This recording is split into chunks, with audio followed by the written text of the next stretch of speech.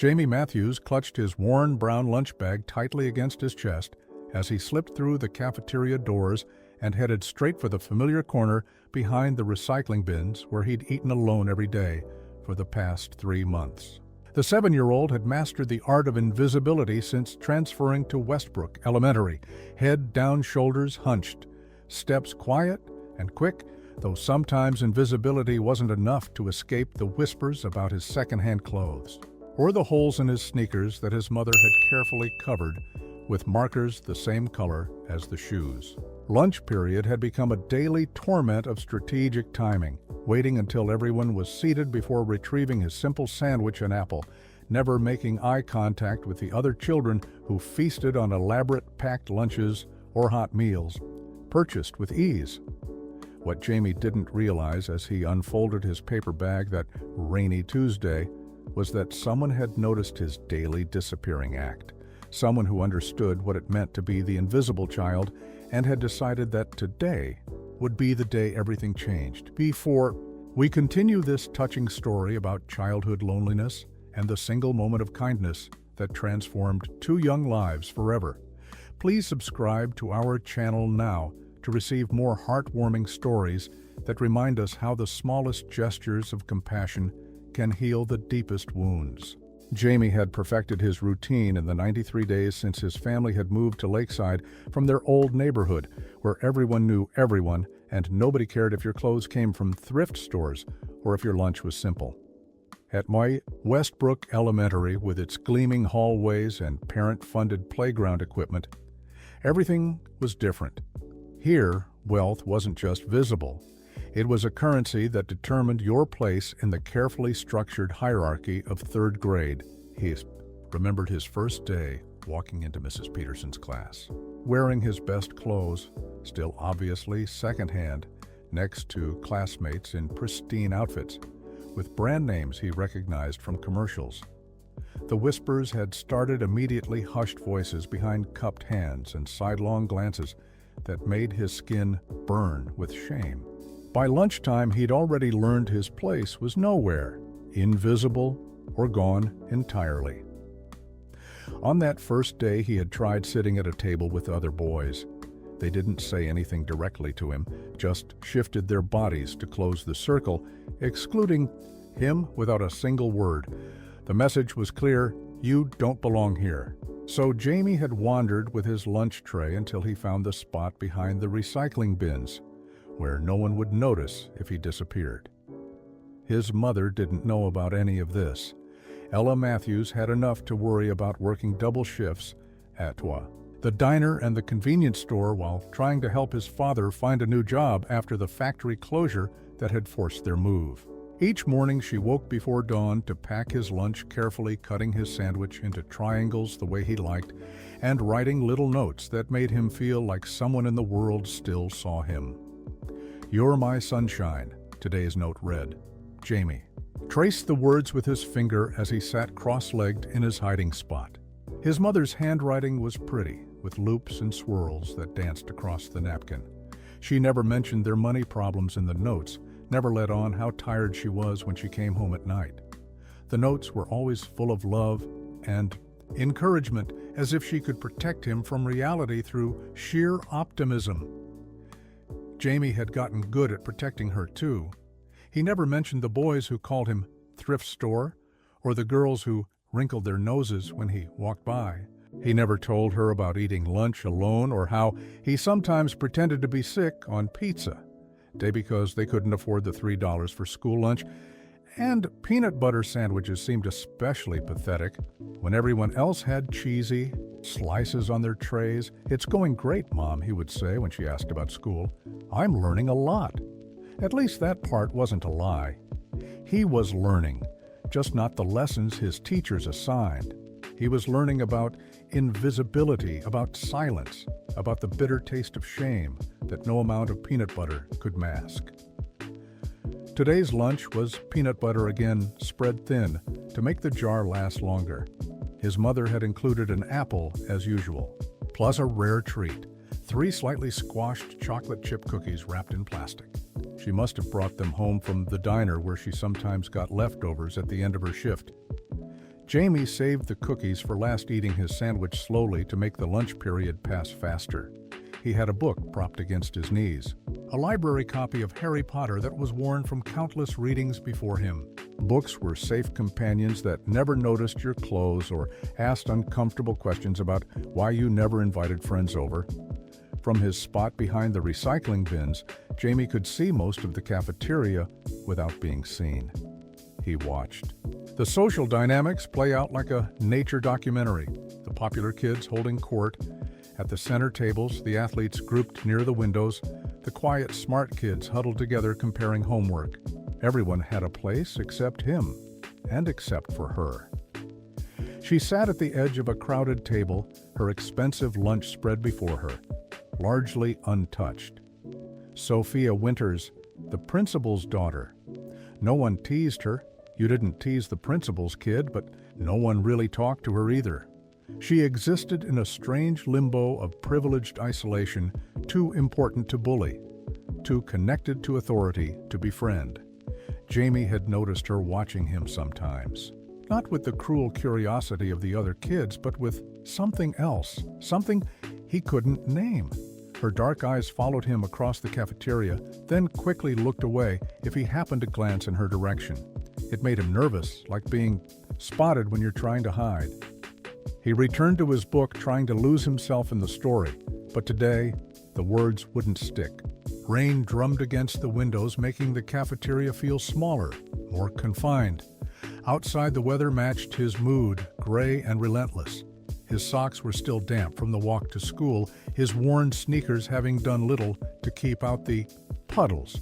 The marker his mother had used to cover the holes was running in thin blue streaks across the canvas. The bell would ring in 12 minutes. Jamie counted down the seconds in his head the way he always did. 12 minutes, then afternoon. Classes, then the walk home to an empty apartment where he would sit alone until his mother finished her day shift. He had homework to do, laundry to fold, dishes to wash, small contributions to ease his mother's burden. When she dragged herself home exhausted, what Jamie didn't know was that his careful ritual of disappearance had been noticed by someone whose own life was filled with a different kind of invisibility. Someone who had been watching him with growing curiosity and concern. Someone who would soon reach across the vast social divide that separated them and change everything. Sophia Winters sat at table 6 picking at her cucumber sandwich cut into perfect crustless triangles by Elena, their housekeeper. Her stainless steel lunch container held precisely arranged compartments of fresh berries, snap peas with hummus, and a small chocolate pudding that would have delighted most third graders, but left Sophia indifferent. She'd barely eaten 3 bites. "Are you going to the birthday party on Saturday?" Madison asked the girl beside Sophia, not quite including her in the conversation. "My mom already bought a science kit as a present." "Yeah, my mom's taking me after." "Ballet," the other girl replied. "She says we can only stay an hour, though, because we have dinner with my grandparents." Sophia listened silently. She hadn't received an invitation, though nearly everyone else at the table had. It wasn't surprising. Despite her carefully coordinated outfits and unlimited school supplies, Sophia understood her position at Westbrook Elementary. She was Principal Winters' daughter, untouchable, untrustworthy, a potential spy who might report misbehavior to her father. The truth was so different it would have shocked her classmates. Her father barely asked about her school day beyond perfunctory questions about homework and tests. He was too busy managing the school's daily crises, meeting with the board, and maintaining Westbrook's reputation for excellence. Their conversations at home were brief and formal, as if they were simply roommates, occupying the same large empty house since her mother had left 2 years ago. Sophia's eyes drifted again to the recycling bins where she knew Jamie Matthews was. Hiding. She'd been watching him for weeks, fascinated by his careful strategies for remaining unseen. He reminded her of a documentary she'd watched about small forest animals who survived by blending into their surroundings, invisible to predators. In the harsh ecosystem of elementary school, Jamie had adapted to survive, unlike Sophia, who wore her invisibility like an uncomfortable costume Jamie seemed to have become one with his. She envied his seeming acceptance of his situation, while she still ached with the need to be truly seen by someone, anyone. Her father had enrolled her at Westbrook after the divorce, insisting she attend the school he led, rather than staying at her previous school with established friendships and familiar routines. It makes more sense logistically, he had explained in his administrator voice. What he meant was that it was easier for him to have her where he could keep an eye on her, even if that eye rarely actually saw her. Sophia had everything Jamie lacked: expensive clothes, a big house, more toys and books than she could count. Yet, watching him read quietly in his hidden corner, she wondered if perhaps he had something she desperately wanted: the ability to truly disappear rather than existing in this painful in-between where she was simultaneously visible to everyone and truly seen by no one. She pushed her container away, lunch still mostly uneaten. Madison and the others had already moved on to discussing a popular TV show Sophia wasn't allowed to watch. Her father had strict rules about screen time appropriate content and bedtimes, rules that further separated her from potential friends. That's when she noticed something different. Jamie wasn't in his usual spot. Sophia scanned the cafeteria with practiced subtlety, searching for his familiar blue hoodie and worn backpack.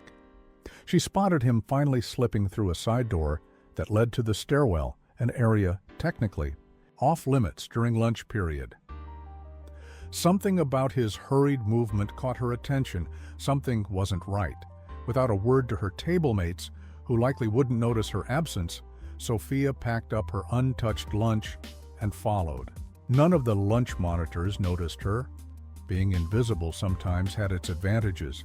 The stairwell was cooler than the cafeteria, dimly lit and quiet, except for the echo of distant voices from classrooms above. Sophia paused at the entrance, listening. A soft sound drew her attention downward, a muffled sniffling coming from beneath the stairs. She descended carefully, one step at a time, until she could see into the shadowy space below. Jamie sat with his back against the wall, knees pulled to his chest. His lunch bag lay beside him, soaking wet, its contents ruined. As Sophia watched, he tried to salvage half a peanut butter sandwich from the soggy paper, the bread disintegrating. In his trembling fingers, "I'm sorry, Mom," he whispered so quietly Sophia almost missed it. "I know you tried really hard." Something in his voice made Sophia's chest ache. She recognized the sound of someone trying desperately not to cry and failing. Without considering the consequences, she took another step down, making her presence known. Jamie's head snapped up, eyes wide with surprise, quickly shifting to wariness. He hastily wiped his face with his sleeve, smearing tears across his cheeks. "What do you want?" he asked, his voice defensive. "You're not supposed to be here." "Neither are you," Sophia pointed out, then immediately regretted her words as Jamie's face closed off further. "I mean, I saw you come in here and your lunch is all wet." Jamie looked away. "It's fine, I'm not hungry anyway." An awkward silence fell between them, the social gulf that separated their worlds suddenly apparent. Sophia clutched her lunch container, shifting her weight from one foot to another. "What happened?" she finally asked, gesturing to the soaked paper. "Bag." Jamie hesitated, then shrugged. "Kyle and his friends thought it would be funny to dump water on my bag when I wasn't looking. It's no big deal." But it was a big deal. Sophia could see that, in the careful way, he was trying to salvage the remains of his lunch, in the defeated slump of his shoulders, in the resignation in his voice that suggested this was just one indignity among many. Sophia thought about how carefully her own lunch was packed each day, food she barely touched, while Jamie treasured a simple sandwich that someone had deliberately ruined. The unfairness of it made something shift inside her. "I have extra," she heard herself say, holding out her container. "I never finish mine anyway." Jamie stared at her suspiciously. "Why would you share with me?" It was a fair question. They had never spoken before, despite being in the same class. Sophia belonged to the world that had rejected him, the world of children with expensive things and easy lives. In his eyes, she was probably no different from Kyle and the others. "Because I want to," she said, simply unable to articulate the more complicated truth. That she recognized in him a fellow invisible person, that she had watched him read and eat and exist with a kind of quiet dignity that fascinated her, that she too knew what it was like to sit alone in a crowded room. Instead, she sat down on the above bottom step, opening her lunch container between them like a peace offering. After a moment's hesitation, Jamie moved closer, eyeing the perfect array of food with poorly concealed hunger. "You can have whatever you want," Sophia said. "I already ate a lot." This was a lie, but a kind one. Jamie carefully selected a triangle of sandwich, then paused. "Won't you get in trouble for talking to me?" The question surprised her. Why would I get in trouble? Because... He gestured vaguely at himself, his stained hoodie, his worn jeans. "I'm not like your other friends." Sophia looked down at her untouched food. "I don't really have other friends." Jamie studied Sophia's face, looking for signs of trickery or mockery, finding none. The principal's daughter seemed genuinely sincere, which confused him even more. In his experience, people like Sophia, people with nice things and important parents, didn't notice people like him unless it was to point out their differences. "But everyone wants to be your friend," he said finally. "You're the principal's daughter." Sophia's mouth twisted into something between a smile and a grimace. "That's exactly why they don't. Nobody wants to be friends with someone who might tell their dad about everything they do." Jamie considered this as he cautiously took a bite of the cucumber sandwich. It tasted different from anything his mother made, with a faint flavor he couldn't identify. Watching his expression, Sophia smiled. A real smile this time. "It's cream cheese with dill," she explained. "Elena, our housekeeper, makes them. You can try something else if you don't like it." "No, it's good," Jamie said, surprised to find he meant it. "Just different." They sat in silence for a moment, thought Thea. Only sound the muffled chaos of the cafeteria beyond the stairwell door. Jamie felt strangely calm despite the situation's oddness. There was something about Sophia that didn't fit with his understanding of the world of Westbrook Elementary, of a genuineness that cut through his carefully constructed defenses. "Why did you follow me?" he asked finally. Sophia fiddled with the lid of her container. "I saw what Kyle did to your lunch, and I've noticed you before, how you always eat alone. I guess I was curious." "About what? About why you try so hard to be invisible?" The question hit Jamie like a physical blow. No one had ever noticed his invisibility before. That was the whole point of invisibility after all. Yet Sophia had seen through his careful disguise, had somehow recognized his deliberate, disappearing act for what it was. "The same reason you pretend to be okay eating with people who don't really like you," he replied with unexpected boldness. "It's easier than the alternative." Sophia's eyes widened slightly. And, for a terrible moment, Jamie thought he'd gone too far, had offended the one person who'd shown him kindness. Then she laughed, a short, surprised sound that echoed in the stairwell. "You're right," she admitted. "I guess we're both pretending." Jamie relaxed slightly, accepting a strawberry from the container. "So why did you really follow me?" Sophia considered the question. "I don't know exactly. I just thought maybe it would be nice not to pretend for a little while." The bell rang, then making them both jump. Lunch period was over, and soon the I hallways would be filled with students heading to afternoon classes. Jamie quickly gathered the remains of his ruined lunch while Sophia packed up her container. "We should go separately," Jamie said automatically. "People will talk if they see us together." "Would that be so bad?" Sophia asked, though she already knew the answer. Association with the poor kid would only make her more of an outcast, while being seen with the principal's daughter would draw unwanted attention to Jamie. Their brief connection existed only in the safety of this hidden space. "Have math next," Jamie said, avoiding the question. "Mrs. Feldman always locks the door exactly 1 minute after the bell." Sophia nodded, understanding his need to retreat. I have music. It's on the other side of the building anyway. They stood awkwardly, neither quite knowing how to end this unexpected encounter. Finally, Sophia held out her container, a single triangle of sandwich, and a few berries still inside. Take the rest, she insisted. I really am not hungry. Jamie hesitated, then accepted it, tucking the container into his backpack. Thanks, I'll return it tomorrow. You could return it at lunch, Sophia suggested carefully. I mean, if you wanted to, we could eat here together, instead of you being alone and me being alone with everyone else. The offer hung between them, fragile and unexpected. Jamie's instinct for self-preservation urged him to refuse. Any change to his routine risked exposure, increased visibility danger.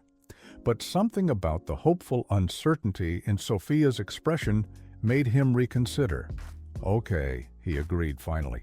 But we have to be careful. If Kyle and his friends found out, he didn't need to finish the thought. They both understood the social consequences of their unlikely alliance. I'll come separately, Sophia promised, and bring extra lunch. Jamie adjusted his backpack, suddenly uncomfortable with her charity. You don't have to. I want to, she interrupted. Elena always packs too much anyway. It just gets thrown away. Before Jamie could respond, the stairwell door opened and a sixth-grade teacher peered in suspiciously. What are you two doing in here? This area is off-limits during lunch. Sorry, Mr. Hendricks, Sophia replied smoothly. I dropped my pencil case and it bounced down the stairs. Jamie was helping me gather everything. The teacher's expression softened at the sight of the principal's daughter. Well, hurry along to class, both of you. They exited together, the teacher's presence providing temporary immunity from the curious stares of passing students. At the intersection of two hallways, they paused briefly.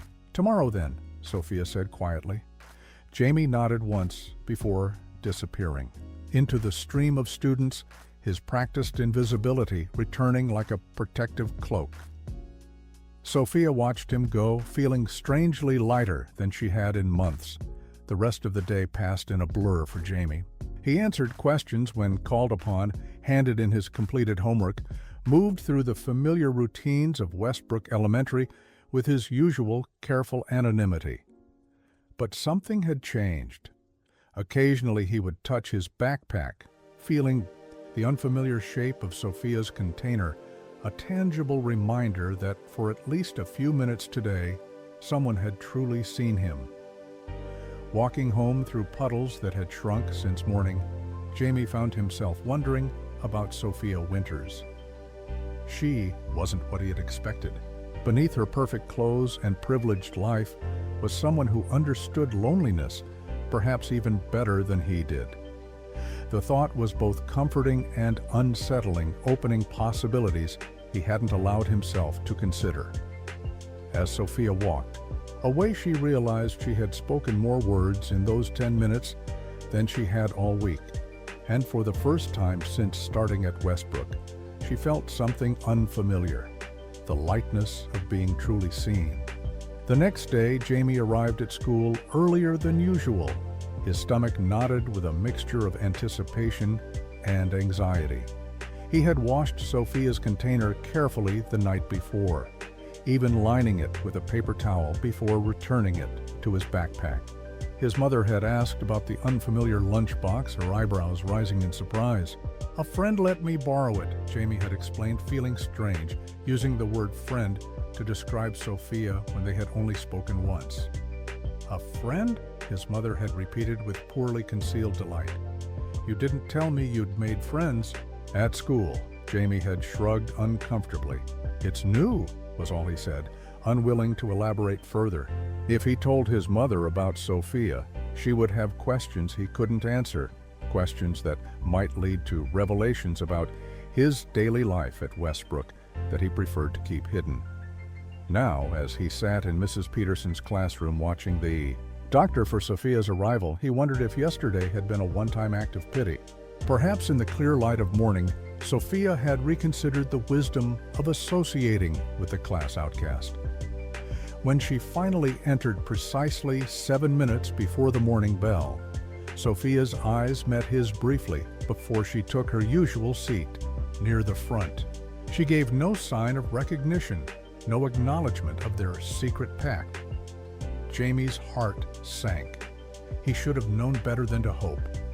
The morning crawled by each minute, stretching impossibly as Jamie tried to focus on fractions and reading comprehension rather than his disappointment. When the lunch bell finally rang, he packed up, slowly watching as Sophia left with a group of girls from their table. Clearly, yesterday had been a momentary aberration, a random act of kindness not meant to be repeated. Jamie followed his usual route to the cafeteria, retrieving his lunch from his backpack before slipping through the crowds. Today he wouldn't go to the recycling bins. Kyle and his friends might be watching after yesterday's incident. Instead, he headed directly for the stairwell door, waiting until the lunch monitor was distracted before slipping through.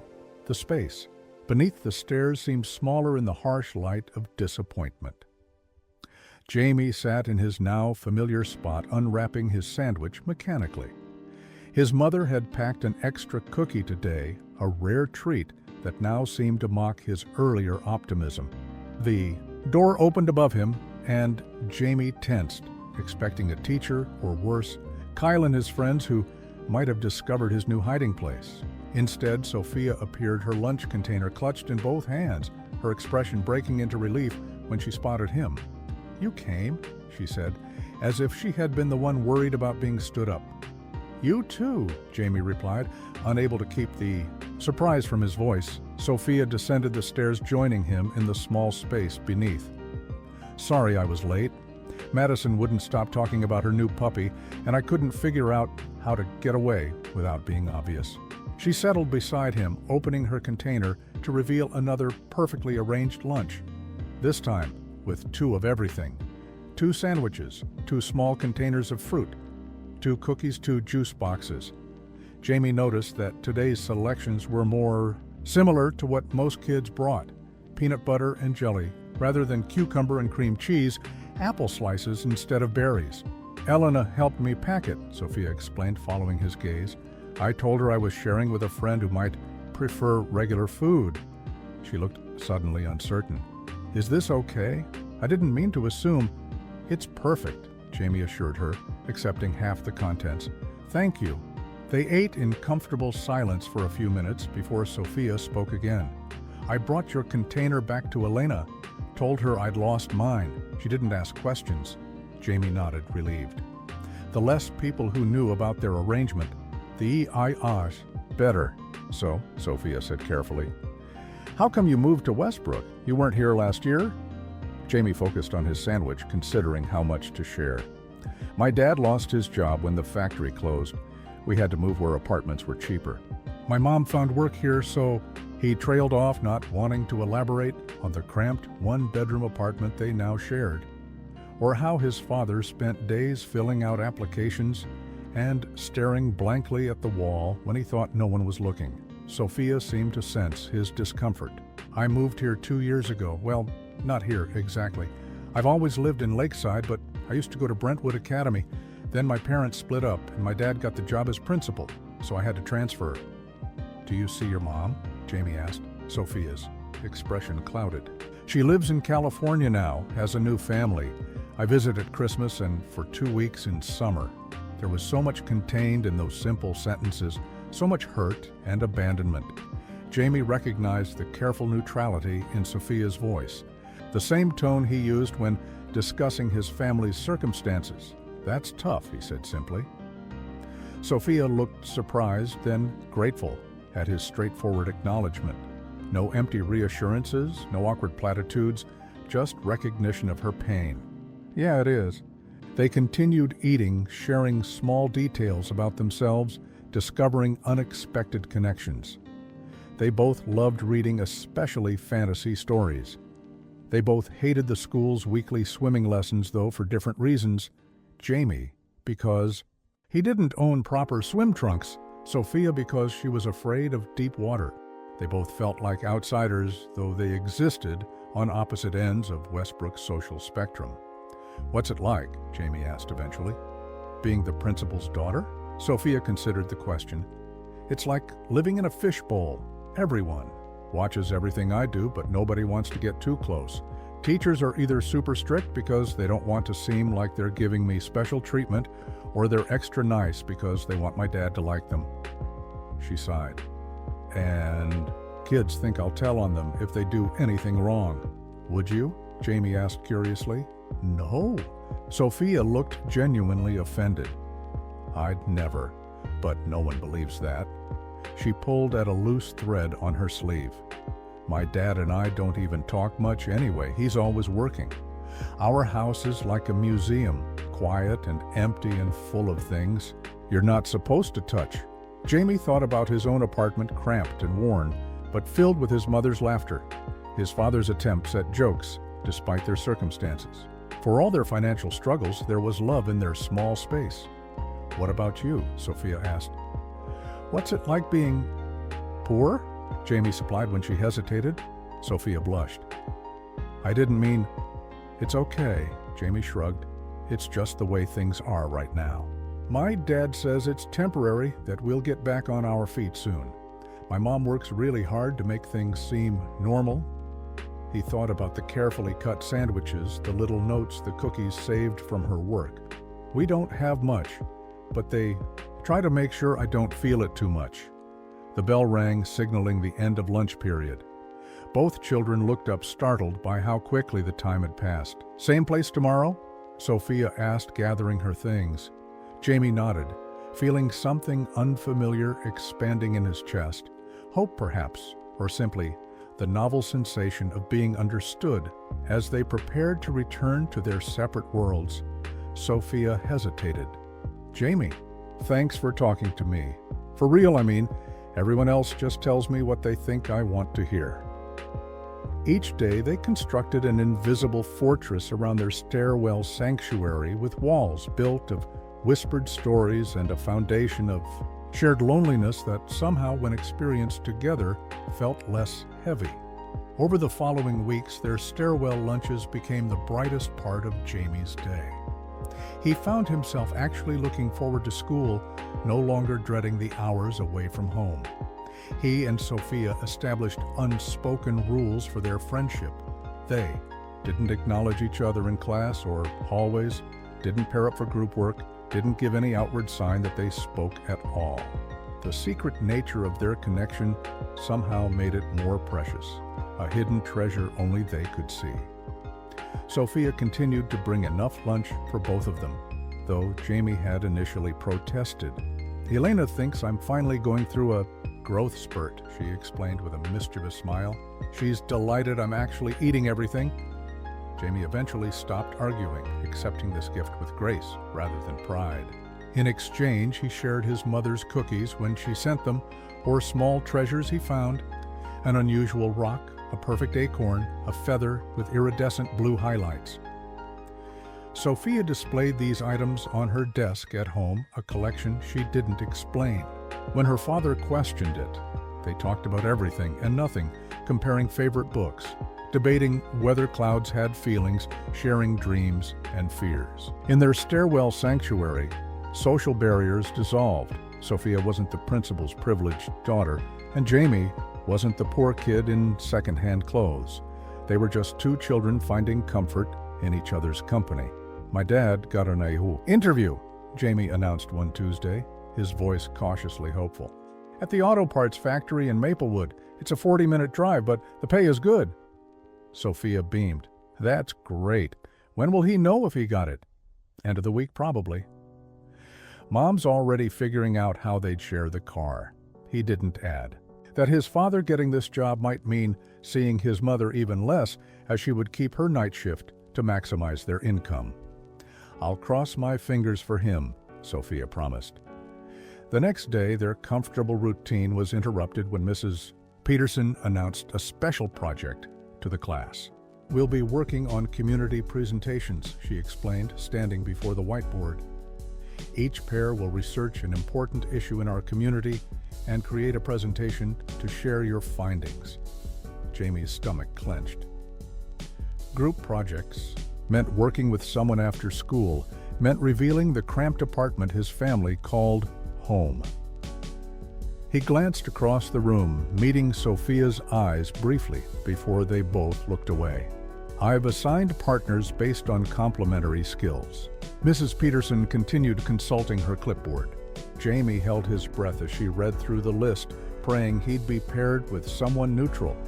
Not Kyle or his friend certainly, but also not Sophia Winters and Jamie Matthews. A ripple of surprise moved through the classroom. The principal's daughter paired with the scholarship case? Jamie felt eyes turning toward him, curious, judgmental, pitying. Beside him, Tyler snickered.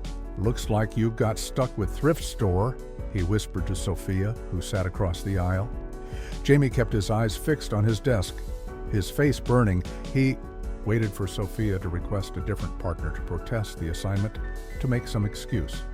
Instead, she simply nodded, accepting the handout Mrs. Peterson distributed. "Partners will need to meet outside class time to complete this project," the teacher continued. "It counts for 20% of your grade this quarter, so take it seriously. Topics must be approved by Friday." The rest of the afternoon passed in a blur of anxiety. Jamie couldn't focus on the science lesson or the spelling test, too preoccupied with the complications this project created. Their carefully maintained separation would be impossible to sustain if they had to work together publicly. At the final bell, he packed up quickly, hoping to escape before Sophia approached him. He wasn't quick enough. "Jamie, wait," she called, catching up to him in the hallway. Several students turned to watch this unprecedented interaction. "We need to talk about the project." Jamie nodded stiffly, conscious of the audience. "Okay." Sophia seemed to realize the attention they were attracting. "My dad stays late on Thursdays for board meetings. We could work in the school library until he's done." It was a perfect solution. Neutral territory that required no explanations about either of their home situations. "That works," Jamie agreed, relieved. "Tomorrow then, after school?" "Sure." They separated quickly, Sophia rejoining a group of girls from her lunch table, while Jamie headed for the exit, keeping his head down to avoid Kyle's calculating gaze. The carefully constructed walls between their friendship and the outside world had just developed their first crack. The next day they met in the library as planned, finding a table in the back corner partially hidden by non-fiction shelves. Sophia arrived with a notebook full of ideas, her organizational skills immediately apparent. "I thought we could focus on invisible people in our community," she suggested, keeping her voice low. Jamie looked up from unpacking his battered folder. "Invisible people? You know, people everyone passes every day but doesn't really see. Like the crossing guard or the lunch ladies or the janitor." Sophia's eyes were bright with enthusiasm. "Or like homeless people or elderly people living alone, people who get overlooked." Something in her description resonated with Jamie. Invisible people. People like him in many ways. People Sophia had somehow learned to see. "I like it," he said, warming to the idea. "We could interview them, maybe? Ask how it feels to be invisible?" Sophia nodded eagerly. "And we could take photos if they're okay with it. Make a presentation that helps our class really see them." They spent the next hour brainstorming, excited by the project's possibilities. Jamie forgot to be self-conscious about his worn notebook or the pencil he'd sharpened so many times it was barely usable. Sophia forgot to monitor her vocabulary or modify her ideas to seem less enthusiastic. They worked together with an easy rhythm, bouncing thoughts back and forth, building on each other's suggestions. Mr. Winters found them there 2 hours later, heads bent together over a shared book about photography. He paused in the library doorway, observing the unlikely pair, his perfectly dressed daughter and the shabby boy from the scholarship program engrossed in conversation. "Sophia," he called, approaching their table, "I'm finished with my meeting." Both children looked up, startled. Jamie immediately straightened his posture, reverting to his careful politeness in the presence of authority. "Hi, Dad," Sophia replied with uncharacteristic warmth. "We're working on our community project. Mrs. Peterson paired us together."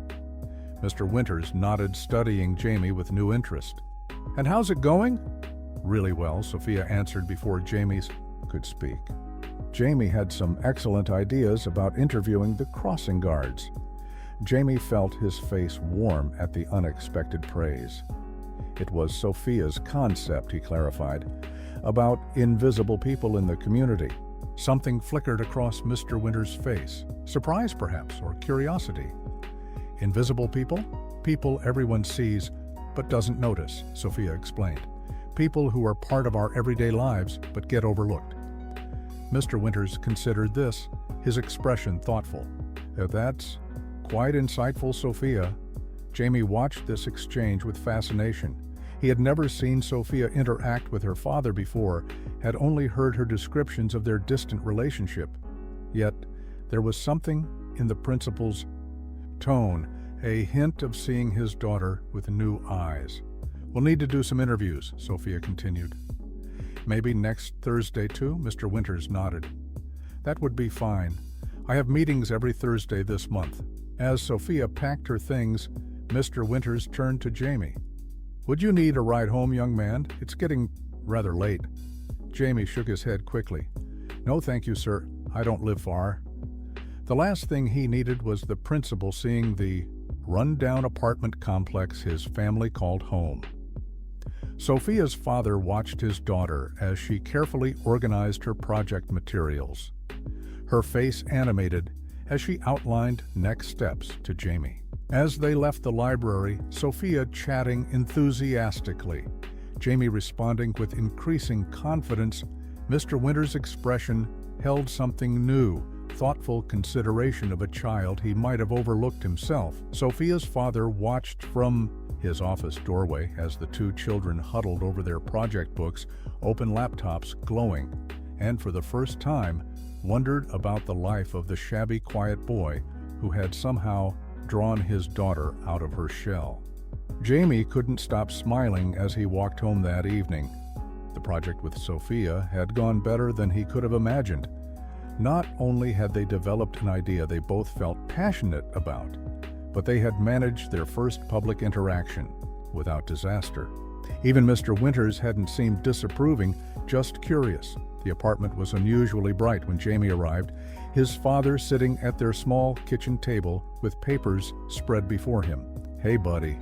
David Matthews looked up, with a smile that had been rare in recent months. "How was school?" "Good," Jamie replied, setting his backpack down. "I got paired with Sophia Winters for a project. She's the principal's daughter." His father raised his eyebrows. "The principal's daughter, huh? That's interesting." Jamie shrugged, trying to seem casual. "She's nice. Smart, too. We're doing our project on invisible people in the community." "Invisible people?" "People everyone sees, but nobody really notices." Jamie realized he was echoing Sophia's words, like crossing guards and lunch ladies. David nodded thoughtfully. "Sounds like a good project. Speaking of good news," he gestured to the papers before him. "I got the job at the Maplewood factory. I start Monday." Joy burst through Jamie like a physical force. "Really? That's amazing. Your mom and I will have some complicated schedules for a while, but the pay is good, really good. Better than what I was making before." His father's face held cautious hope. "Things are going to get better, Jamie, I promise." That night, as his parents discussed logistics in hushed, excited voices, Jamie lay in his bed in the apartment's small alcove that served as his room. The weight that had pressed on his family for months seemed slightly lighter. His father had a job. He had a friend. The world felt a little less hostile than it had just weeks ago. At school the next day, Jamie found a note tucked into his desk. "Stairwell. Lunch? We can talk more about the project." Jamie glanced toward Sophia, who was focused intently on her worksheet, giving no sign she'd left the message. He slipped the note into his pocket, smiling inwardly at their continued secrecy, even after yesterday's public interaction.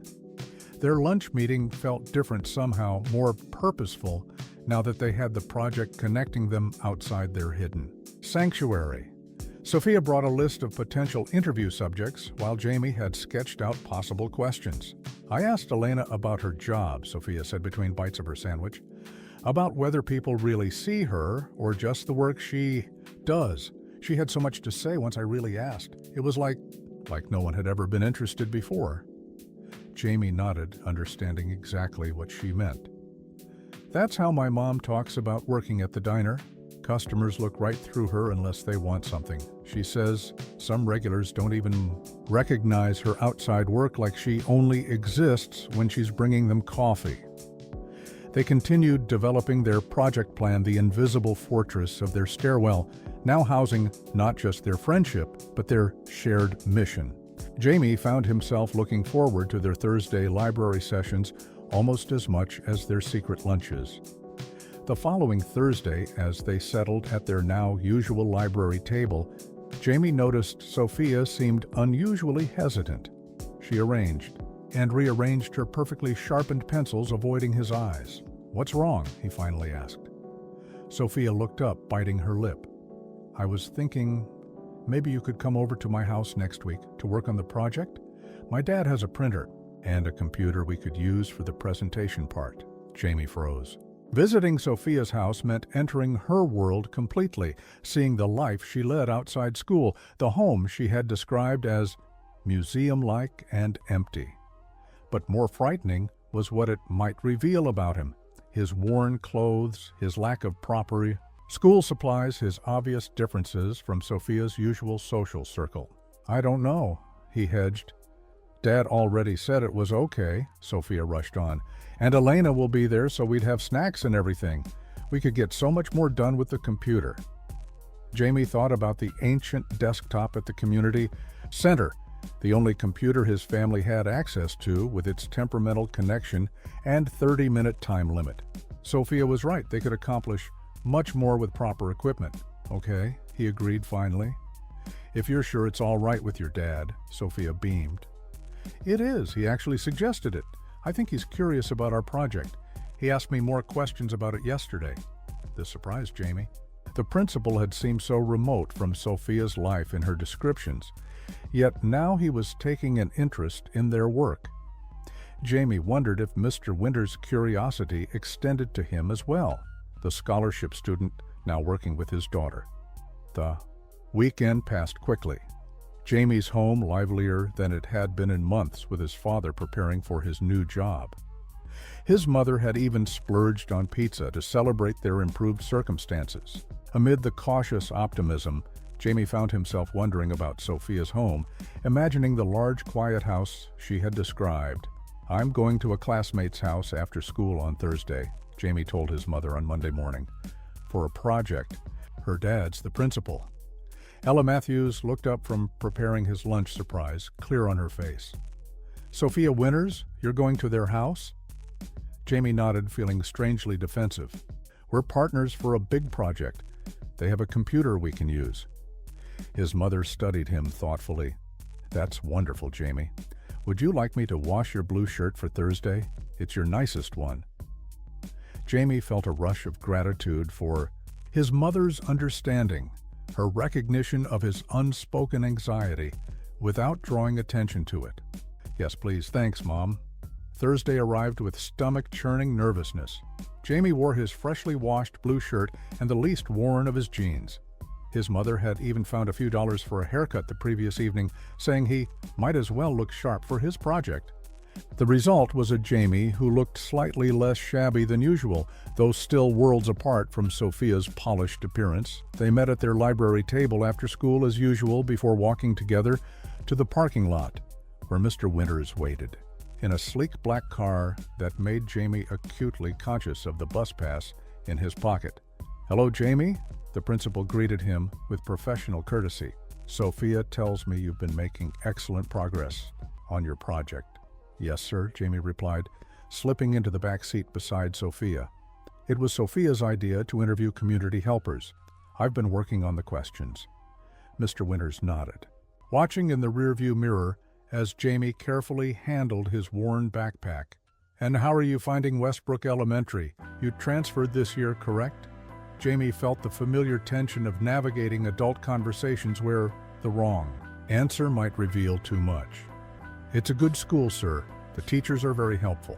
As they drove through increasingly affluent neighborhoods, Jamie gazed out the window at houses that grew progressively larger, with carefully manicured lawns and multiple vehicles in circular driveways.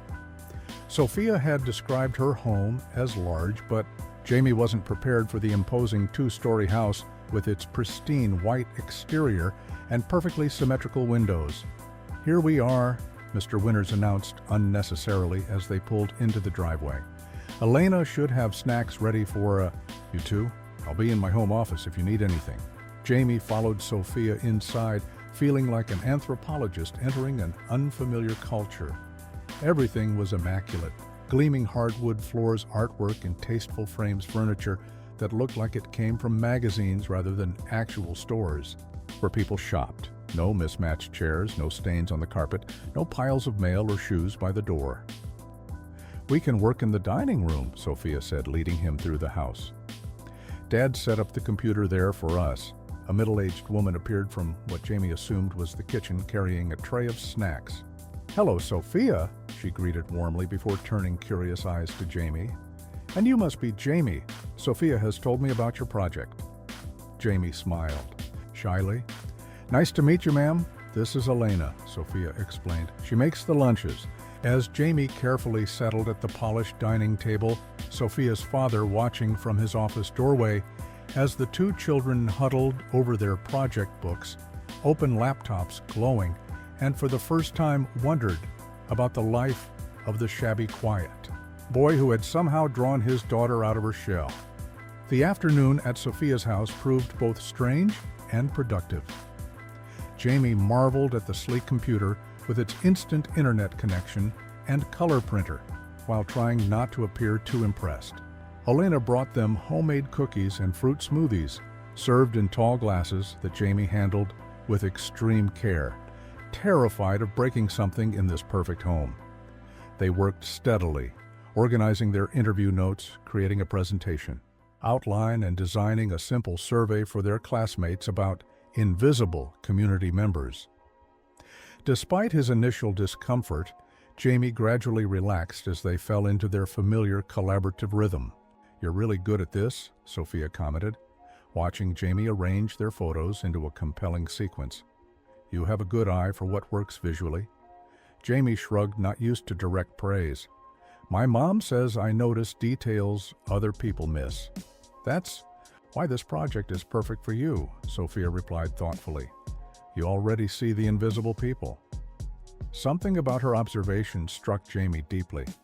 Perhaps he noticed the overlooked because he himself existed on the margins at Westbrook, constantly aware of his outsider status. There was power in that perspective, seeing what others missed, understanding systems from the outside. As they worked, Jamie became aware of Mr. Winters occasionally passing by the dining room doorway, observing their progress with subtle interest. Unlike their previous library session, the principal seemed to be finding reasons to check on them, offering technical help, refilling their drinks, asking questions about their project. Jamie couldn't decide if this scrutiny was protective concerned or simply curious. During one such visit, Mr. Winters paused by their display of interview notes. "You spoke with Mr. Cardenas?" he asked, sounding surprised. "The janitor?" Sophia nodded. "He was our first interview. Jamie suggested him." Mr. Winters picked up the page, scanning their notes. "I've worked with him for 3 years, but I don't think I knew he has 4 grandchildren or that he's taking night classes in accounting." Jamie and Sophia exchanged glances. This was exactly the point of their project. How little people knew about those they saw every day. He said, "Most people never say hello," Jamie offered cautiously. "They just notice when something isn't clean." The principal's expression shifted, something like recognition crossing his features. He returned the paper carefully. "You two are doing excellent work here. Very illuminating." When it came time for Jamie to leave, Mr. Winters insisted on driving him home despite Jamie's protests that he could take the bus. The car ride was mostly silent. Sophia chatting occasionally to fill the awkward gaps. Jamie directed them to the apartment complex with increasing anxiety as they left the nice neighborhoods behind, entering the part of town where buildings needed. Paint lawns were patchy and security bars covered windows. "It's that one," Jamie pointed to a 2-story brick building with peeling trim. "You can just drop me at the entrance." Mr. Winters pulled to the curb, studying the building with an unreadable expression. "I'll walk you up. Make sure you get in safely." Panic flared in Jamie's chest. "That's really not necessary, sir. My mom's home." But the principal was already exiting the car, Sophia following his lead. Jamie had no choice but to guide them through the building's dingy entrance, up the narrow stairwell with its missing light bulb, and down the hallway with the stained carpet to apartment 2C. Jamie fumbled with his key, avoiding their eyes. The contrast between Sophia's immaculate house and his family's small apartment had never felt more stark. He pushed open the door to find his mother at the kitchen table, sorting coupons. She looked up in surprise at the unexpected entourage. "Oh, hello there." She stood quickly, smoothing her waitress uniform. "You must be Mr. Winters and Sophia. Please come in." Jamie watched anxiously as the principal and Sophia entered their cramped living space with its second-hand furniture, carefully mended curtains, and walls covered with Jamie's artwork, his mother's attempt to brighten the space with his creations. He searched their faces for signs of pity or disdain, finding none. "Mrs. Matthews, it's a pleasure to meet you," Mr. Winters said, extending his hand. "Jamie has been working with Sophia on quite an impressive project. We wanted to make sure he got home safely." "That's very kind of you," Ella Matthews replied, warmth in her voice, despite her obvious surprise. "Jamie's told me a bit about the project. It sounds wonderful." Jamie stood awkwardly by the door, wishing he could disappear, as Sophia took in their small apartment. To his surprise, she moved directly to the wall displaying his artwork. "Did you draw these, Jamie?" she asked, examining a detailed sketch of the park near their old house. Jamie nodded reluctantly. "Just for fun. Mom likes to hang them up." "They're amazing," Sophia said with genuine admiration. "I didn't know you could draw like this." Mr. Winters joined his daughter, studying the artwork with growing interest. "These show considerable talent, Jamie. Do you take art classes?" "No, sir," Jamie replied. "I just practice on my own." His mother smiled proudly. Jamie's always had a gift for art. His teachers at his old school wanted him in the advanced program, but she trailed off, not needing to explain the financial barriers that had prevented such opportunities. Mr. Winters nodded, his expression thoughtful. "Westbrook has an excellent art program. Perhaps Jamie should consider participating." The conversation continued for a few more minutes, polite and slightly strained, until Mr. Winters announced they should be going. As they prepared to leave, Sophia paused. "Can Jamie come over again next week?" she asked her father. "We still have more work to do on the presentation." Mr. Winters glanced around the small apartment, his eyes lingering on the carefully maintained space, the obvious care despite limited resources. "Of course. And perhaps Jamie could join us for dinner afterward." This unexpected invitation hung in the air. Jamie looked to his mother, who smiled encouragingly.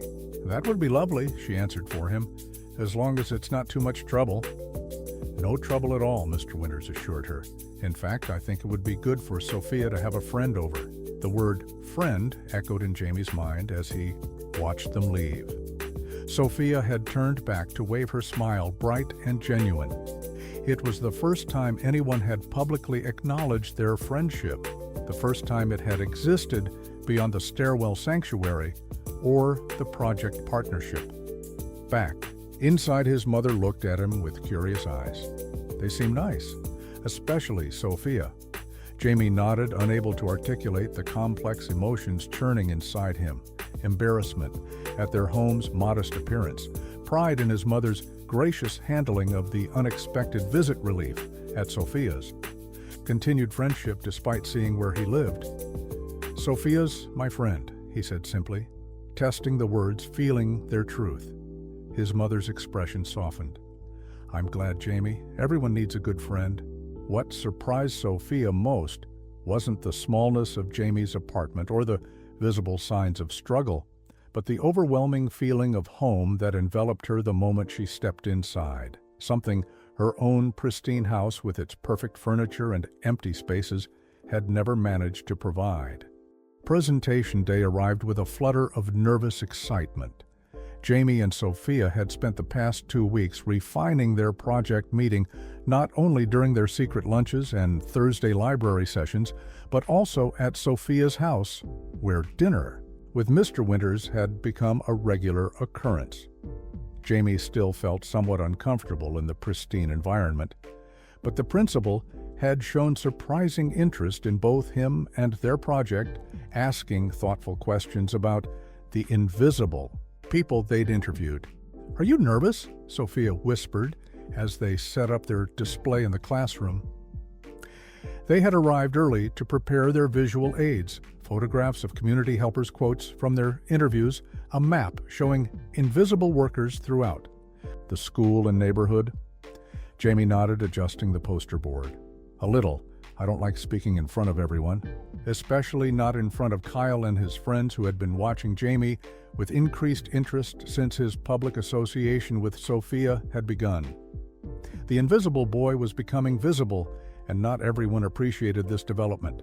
"Just focus on me," Sophia suggested. "Pretend you're explaining it to me in the stairwell." The stairwell. Their sanctuary had seen less use lately as their friendship became more public. Sometimes Jamie missed those early days when their connection was a secret treasure shared only between them. But there was also something freeing about walking together in the hallways, sitting near each other during library time, acknowledging their friendship in the light, rather than hiding it in shadows. Students began filing into the classroom, many pausing to look at the photographs Jamie and Sophia had taken. Mrs. Peterson arrived, clipboard in hand, ready to evaluate their presentations. "All right, class," she announced once everyone was seated. "We'll begin with Emma and Tyler's project on recycling, followed by Sophia and Jamie's presentation. Each group will have 10 minutes to present, followed by questions." Jamie barely registered Emma and Tyler's presentation, his mind rehearsing the points he needed to cover. Sophia had encouraged him to speak about the crossing guard, Mr. Martinez, who had shared stories about watching generations of Westbrook students grow up while most parents barely made eye contact with him during daily drop-offs. Next up, Sophia Winters and Jamie Matthews with their project on invisible people in our community. Sophia squeezed Jamie's hand briefly before they moved to the front of the room. She began their presentation confidently, introducing their topic, explaining how they had become interested in people who were seen but not truly noticed. Jamie watched his classmates' faces, many showing polite boredom, a few with genuine interest. Mr. Winters had slipped into the back of the classroom, apparently taking time from his administrative duties to observe their presentation. Then it was Jamie's turn. He stepped forward, heart pounding, as he gestured to the photographs they'd taken. "This is Mr. Martinez." He began, his voice surprisingly steady. "He's been the crossing guard at Oakley and Pine for 12 years. He knows most of your names, even if you don't know his. He told us he can tell when a kid is having a bad day by the way they walk toward school, and sometimes he tells extra jokes to the ones who look sad." Jamie continued, warming to his subject as he shared Mr. Martinez's stories. He moved on to Mrs. Diaz, who cleaned the school bathrooms every afternoon, Mrs. Wilson, who prepared lunch for over 300 students daily, and Mr. Cardenas, the janitor, studying accounting to help his grandchildren afford college. As Jamie spoke, he noticed something changing in the classroom. Students who had been fidgeting sat straighter, eyes focused on the photographs. Several nodded in recognition as he described small kindnesses these invisible workers had performed. A janitor who quietly replaced a student's broken pencil, a lunch lady who saved extra cookies for kids who never brought snacks, a crossing guard who held his umbrella over children without raincoats. "These people see us every day," Jamie concluded, finding his confidence in the attentive faces before him. They notice things about us, remember our names, care about our safety and happiness. But most of the time we look right through them. Our project is about what happens when we actually see the people who see us, when we learn their stories and recognize them as people with lives and dreams just like ours. Sophia stepped forward to present the data from their classmate surveys, showing how few students knew the names of essential workers they encountered daily. She explained their concept of visibility glasses, a practice of deliberately noticing and acknowledging people usually overlooked. We made thank you cards for the invisible workers we interviewed, she explained, displaying the handmade cards Jamie had illustrated with careful portraits of each subject. But the real thank you is just seeing them, really seeing them, every day. When they finished, the classroom remained silent for a moment before erupting into enthusiastic applause. Even Kyle grudgingly clapped, looking somewhat chastened after learning the lunch lady he'd mockingly called Hairnet had been setting aside chocolate milk for him because she'd noticed it was his favorite. Excellent work, Mrs. Peterson praised. You've clearly put considerable thought and effort into this project. Does anyone have questions for Sophia and Jamie? Hands shot up around the room, students suddenly eager to share their own stories about interactions with the invisible workers Jamie and Sophia had highlighted. Madison admitted she'd never known the crossing guard's name despite 5 years of him helping her cross the street. Tyler mentioned seeing Mr. Cardenas at the library studying late at night. From the back of the room, Mr. Winters watched with evident pride, not just in his daughter, but seemingly in Jamie as well. When the questions ended and students moved to examine the display more closely, he approached the pair. That was quite remarkable, he told them. You've given everyone something important to think about, including me. He smiled at Jamie, his usually formal demeanor softened. You have quite a gift for storytelling, Jamie. You made these people come alive for your audience. Jamie flushed with pleasure at the unexpected praise. Thank you, sir. They made it easy. They all had interesting stories once someone asked. As the class transitioned to their next activity, Jamie noticed something unusual. Students who had previously ignored him, or worse, actively excluded him, were approaching with questions about the project, complimenting his drawings, asking how they'd come up with the idea. Sophia stood beside him, fielding questions as well, but occasionally glancing at Jamie with a small smile of shared triumph. Kyle hung back watching this transformation with narrowed eyes. As the crowd around Jamie thinned, he approached, voice pitched low enough that only Jamie could hear. Still thrift store, even if you hang out with the principal's daughter, he muttered. Don't forget where you belong. Before Jamie could respond, Sophia appeared at his side, having overheard Kyle's comment. Actually, he belongs right here, she said firmly, working on a project that just got the highest grade in the class. Where do you belong, Kyle? Kyle blinked clearly, surprised by Sophia's direct confrontation. The principal's daughter challenging him publicly was unprecedented. He retreated without another word, joining his friends across the room. You didn't have to do that, Jamie said, though.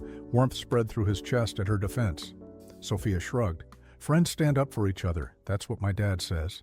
As Jamie's voice grew stronger with each slide, explaining how people could become invisible through circumstance, not choice, Sophia watched their classmates' expressions shift from indifference to interest and understood that visibility was something that could be granted by those who controlled the seeing.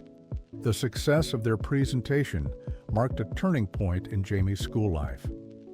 The following day at lunch, he and Sophia sat together openly at a regular table in the cafeteria, rather than hiding in their stairwell. It felt strange, exposed after months of secret meetings, but also liberating. Jamie no longer needed to be invisible. Can I sit with you guys? Madison asked, approaching their table with uncharacteristic hesitation. Several other students hovered nearby, clearly curious about this new public friendship between the principal's daughter and the formerly invisible boy. Sophia glanced at Jamie, silently asking his permission. He nodded, and soon their table for two became a gathering spot. Madison was joined by Tyler, Emma, and even Olivia, who had never spoken directly to Jamie before. Conversation flowed surprisingly easily, centered around their project and the invisible people they'd interviewed. "I said good morning to Mr. Cardenas today," Emma announced. "He seemed really surprised, but he smiled and asked about my science project. Mrs. Diaz showed me pictures of her new grandbaby when I thanked her for keeping our bathrooms clean," Madison added. "She was so excited someone actually talked to her." Jamie watched this unfold with quiet amazement. Their project was having real effects, changing how classmates viewed the workers they'd previously overlooked. Even more surprising was how these same classmates now included Jamie in their conversations, asking his opinions, listening to his responses. He wasn't invisible anymore. "This is weird," he whispered to Sophia when the others were distracted by Tyler's story about the crossing guard. Sophia smiled, understanding his mixed feelings. Good weird or bad weird? Just different. Jamie couldn't fully articulate how it felt to suddenly exist in the social world of Westbrook Elementary after months of careful self-erasure. Part of him missed the safety of invisibility, while another part basked in the warmth of inclusion. Only Kyle and his closest friends maintained their distance, watching from across the cafeteria with suspicious eyes. Jamie felt their stares, but for the first time didn't shrink under their scrutiny.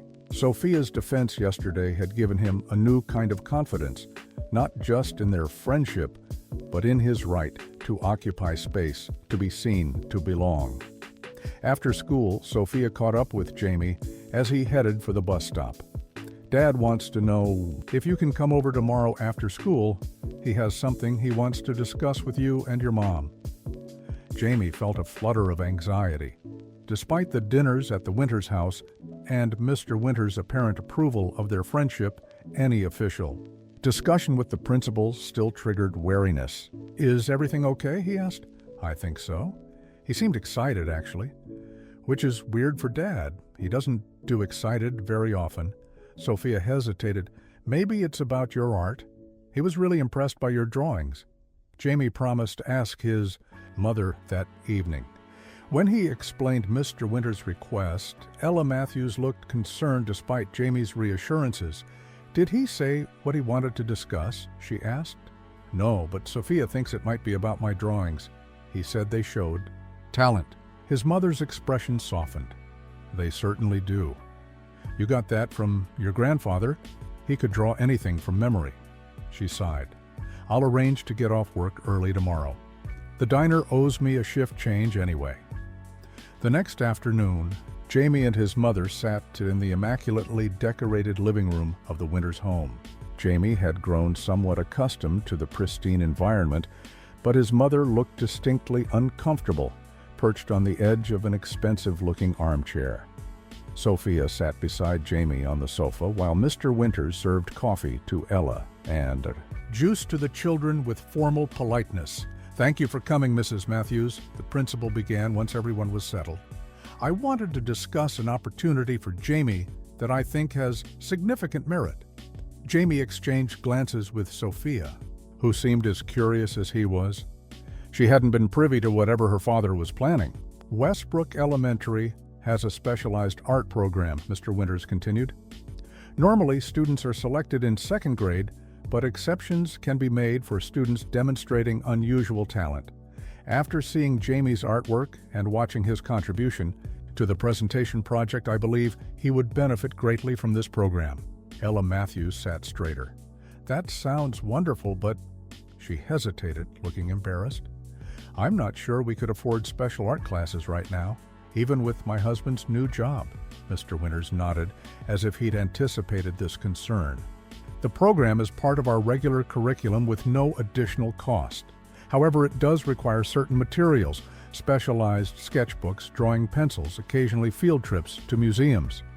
He placed a folder on the coffee table. "Westbrook has a foundation that provides scholarships for such expenses for promising students. I've taken the liberty of preparing an application for Jamie. With your permission, of course." Jamie watched. his mother's face, emotions flickering across her features. Hope, surprise, perhaps a touch of pride, mixed with the persistent worry that had become her constant companion since his father lost his job. "That's very kind," she said finally. "But I wouldn't want Jamie to receive special treatment just because he's friends with Sophia. I assure you, Mrs. Matthews, this has nothing to do with their friendship." The art teacher, Mrs. Chen, reviewed Jamie's work independently and was quite impressed. In fact, Mr. Winters reached for another folder. These are examples of work from current students in the program. Jamie's drawings show comparable or superior skill, particularly in observation and detail. Jamie leaned forward as Mr. Winters displayed student artwork, sophisticated drawings that made his heart race with excitement and intimidation. Could he really belong among such talented peers? The program meets during enrichment period 3 times weekly, Mr. Winters explained. Students work on independent projects under Mrs. Chen's guidance and participate in the Spring Art Showcase. Several of our former students have gone on to specialized art high schools and received college scholarships. Ella Matthews looked at Jamie. "What do you think, honey? Is this something you'd want to do?" Jamie nodded, unable to find words for the opportunity suddenly before him. Art had always been his private joy, something he did alone with scraps of paper and worn-down pencils. The idea of proper materials, guidance from a real teacher, the chance to learn techniques beyond what he'd taught himself, it seemed impossibly wonderful. "Excellent." Mr. Winters smiled, a genuine expression that transformed his usually serious face. Mrs. Chen would like to meet with Jamie tomorrow during lunch to discuss his interests and goals. Sophia can show him to the art room. As the adults continued discussing details, Jamie felt Sophia squeeze his hand in excitement. "Mrs. Chen is amazing," she whispered. "She used to work in New York galleries before she started teaching. You're going to love her class." Later, as they walked through the Winters' backyard, leaving their parents to talk, Jamie tried to process everything. "Why is your dad doing this?" he asked Sophia. "He barely knew I existed a month ago," Sophia considered the question. "I think your project changed something for him too, about seeing people differently." She picked up a fallen leaf, examining its veins. "And I think he sees how happy I am since we became friends. I used to be really quiet at home, never talked about school or anything. Now I tell him about our project and our lunches and everything we talk about." Jamie thought about this, how their friendship had altered not just their own lives but rippled outward, affecting Sophia's relationship with her father, his own visibility at school, even how their classmates treated the previously invisible workers. One small connection had changed everything. Mr. Winters watched from the cafeteria doorway as the table around his daughter and Jamie gradually filled with other children, drawn to their unlikely friendship like moths to the first warm light after a long cold winter. Jamie's meeting with Mrs. Chen exceeded all expectations. The art teacher was a small, energetic woman with paint-spattered clothing and an infectious enthusiasm for her students' work. She reviewed Jamie's drawings with serious attention, asking questions about his techniques and influences, treating him with the respect usually reserved for adult artists.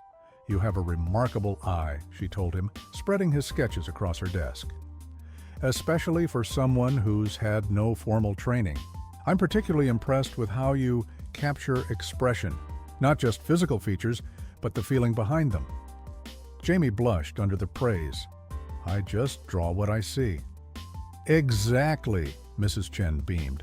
"That's what makes an artist, truly seeing what others merely look at.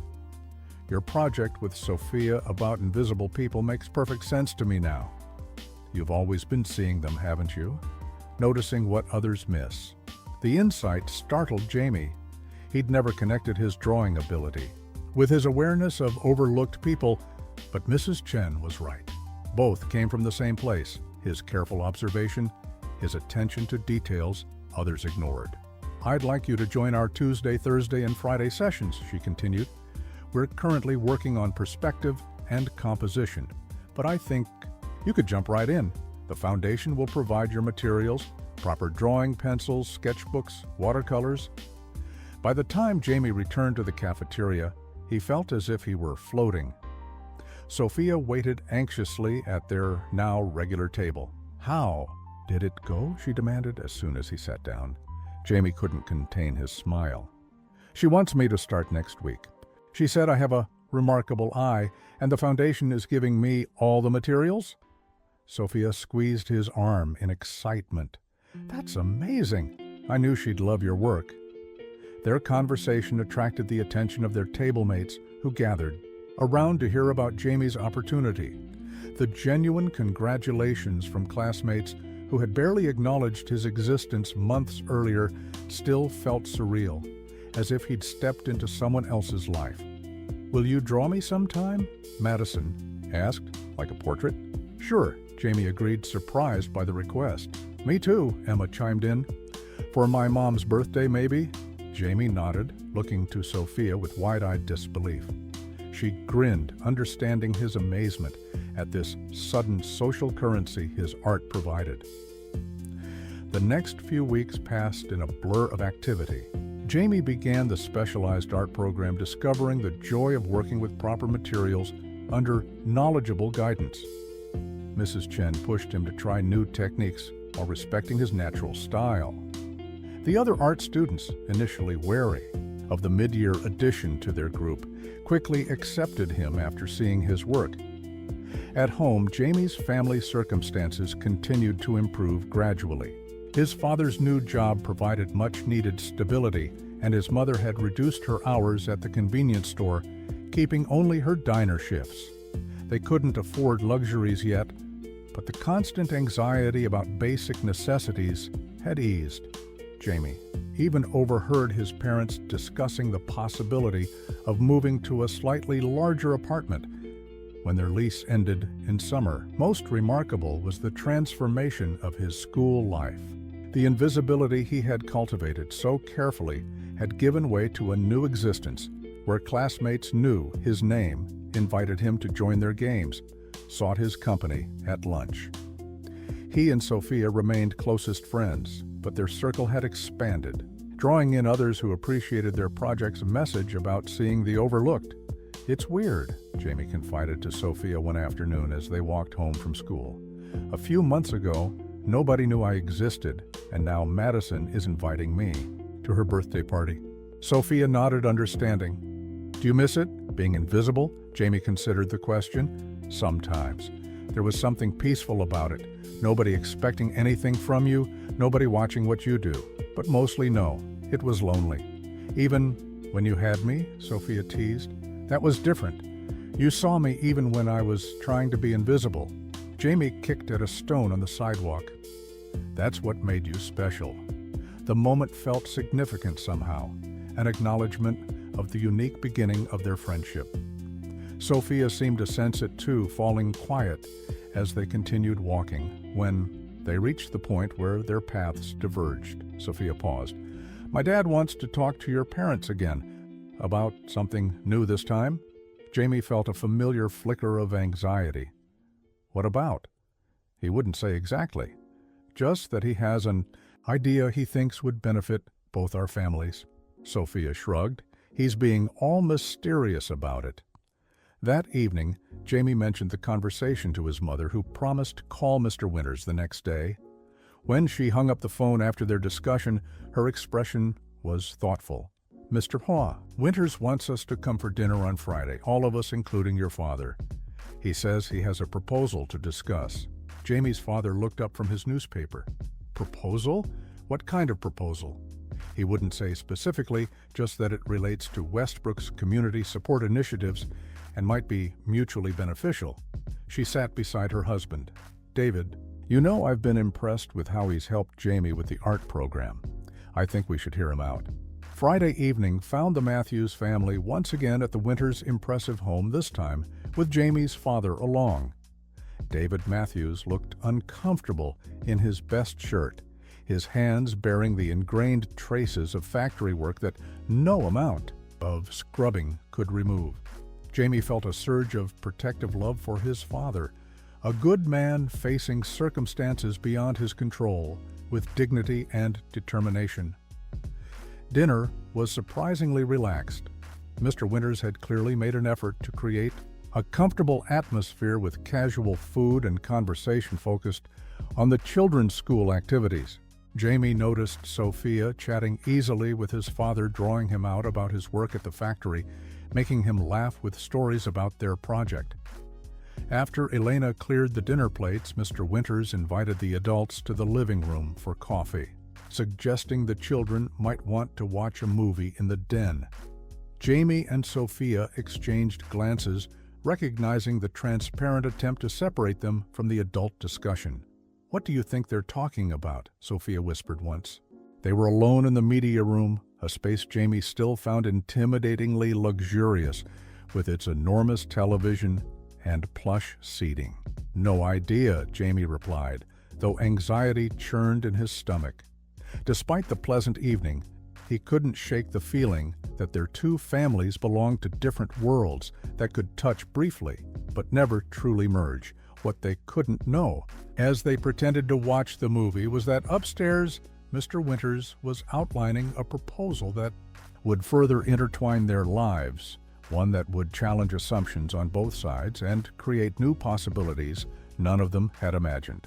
What had begun as two children sharing lunch in a hidden stairwell had somehow grown into a movement that rippled through the entire school, changing not just Jamie's life, but the lives of dozens of invisible children whose stories had gone untold.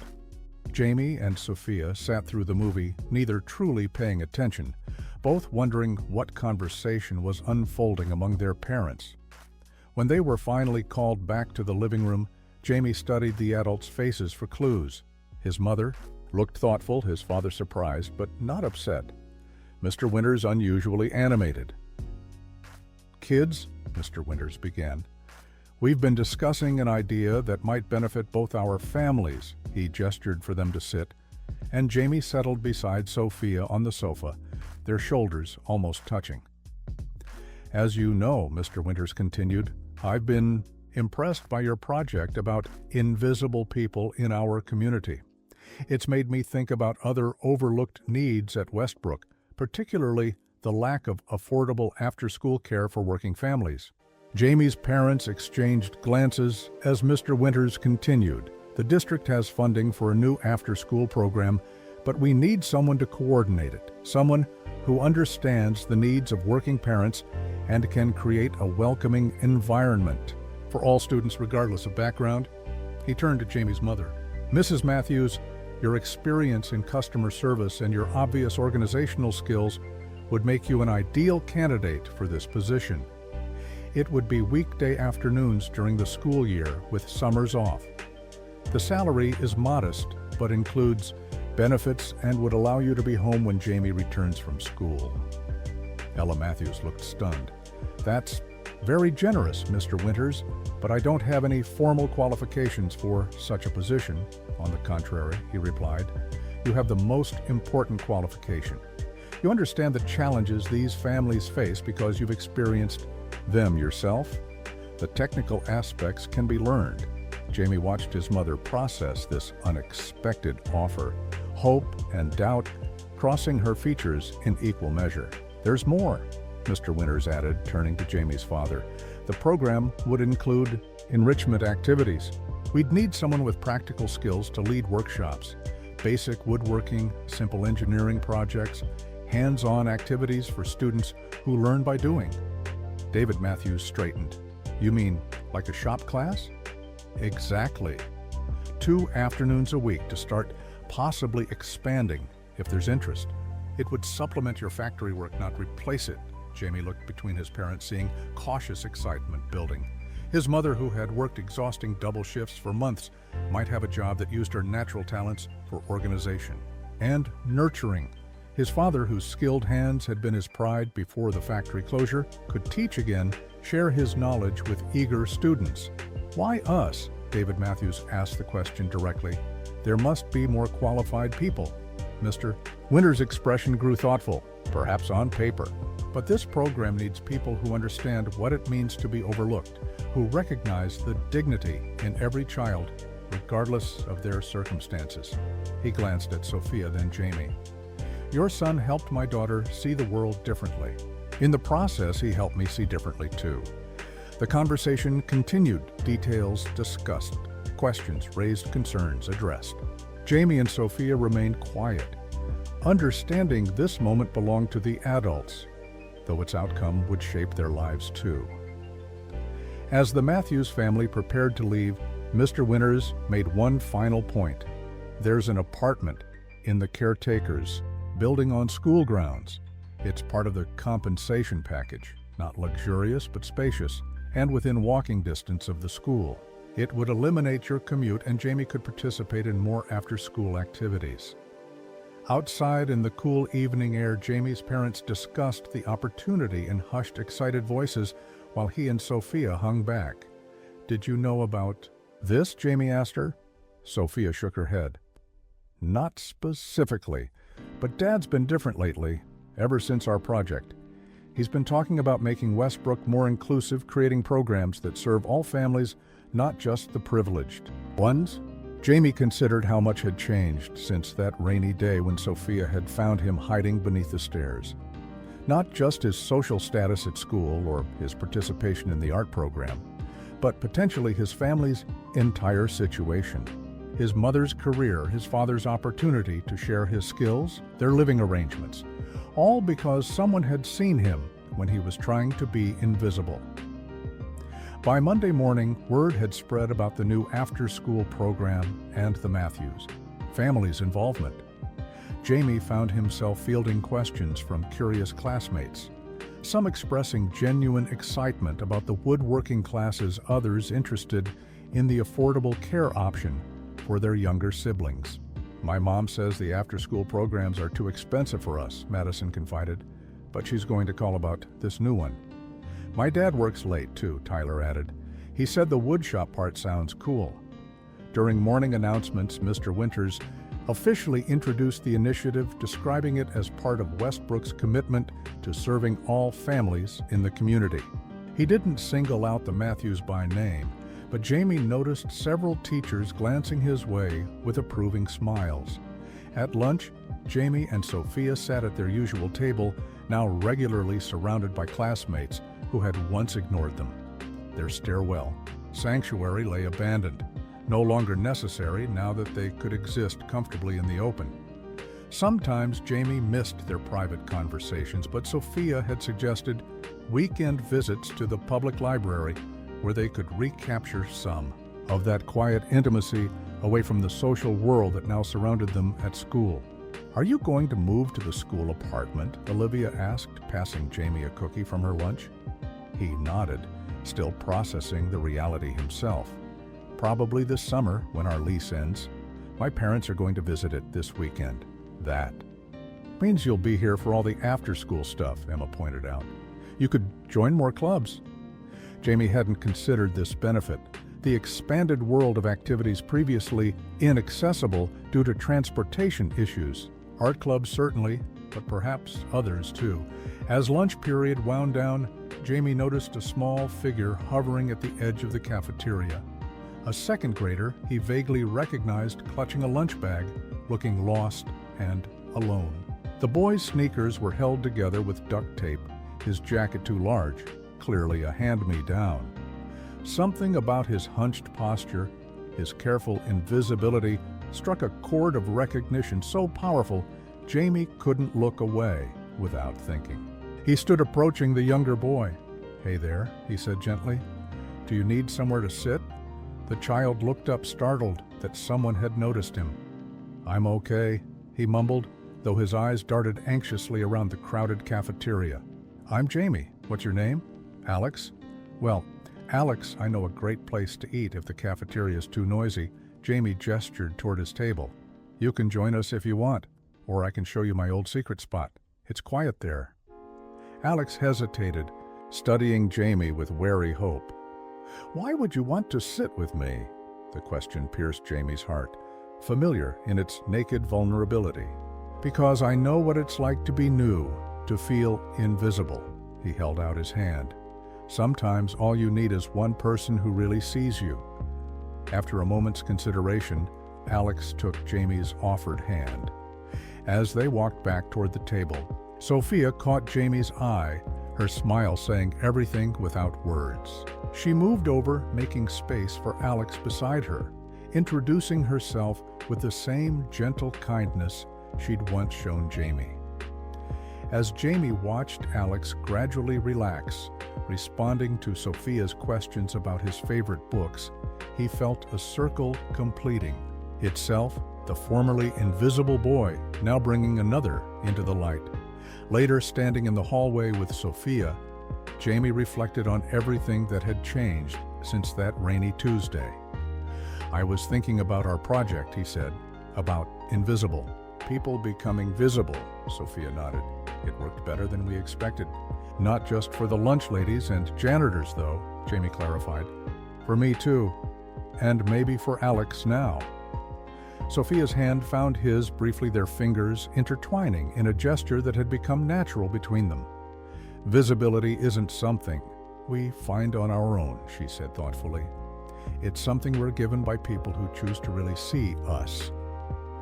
Outside the classroom, a small boy with taped shoes and a too large jacket waited shyly for his new friends, smiling as they approached. Jamie reached out his hand and Alex took it, stepping forward into visibility, into belonging, one lunch period at a time.